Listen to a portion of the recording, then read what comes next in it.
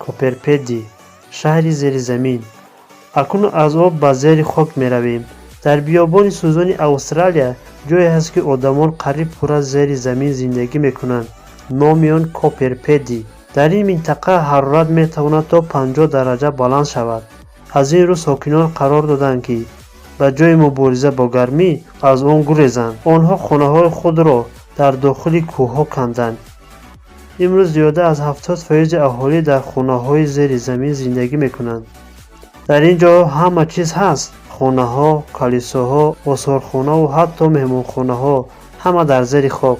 در داخل این خانه ها حرارت میانه 23 درجه می ماند. نه سرد نه گرم. یعنی گرمی بیابان به آنها تاثیر ندارد.